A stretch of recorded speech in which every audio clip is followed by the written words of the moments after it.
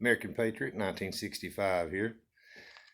Chainsaw chains, sharpen a lot of them. I made one video using the bench sharpener out there, the electric grinder machine. And, but you know, that doesn't really tell you a whole lot. It doesn't show you really what I'm doing up close.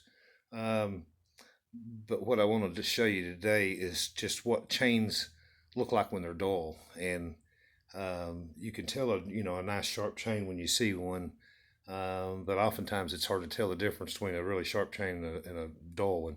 So I'm going to show you some damage to a chain here.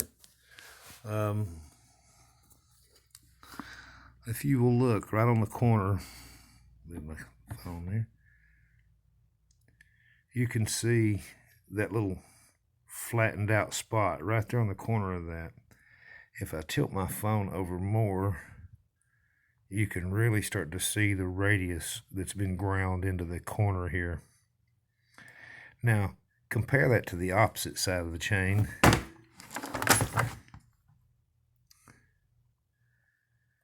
And see how nice and clean that corner still is right there. Now, albeit it needs to be sharpened.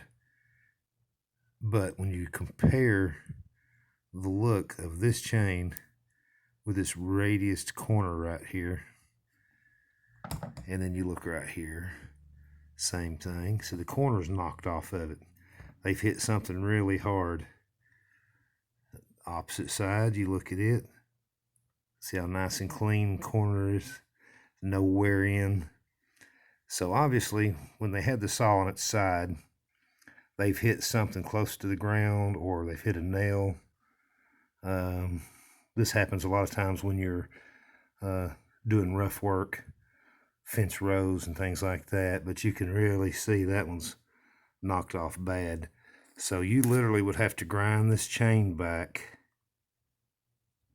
about right there to that corner right there to get that sharp again. And by the time you do that, your drag links are going to have to be dropped as well some. These create a height difference between here and here.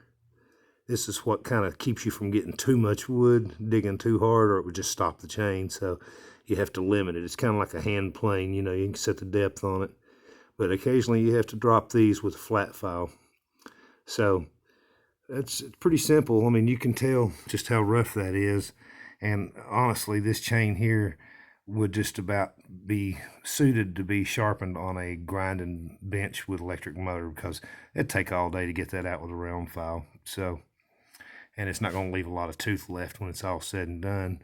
But that chainsaw right now, I guarantee you, cuts like this. Had an angle because of that dull chain. So there's your next lesson in chainsaw chains and how they work. American Patriot, like and subscribe. If you like these videos, I'll bring you more of my knowledge over time. Thanks and have a good day.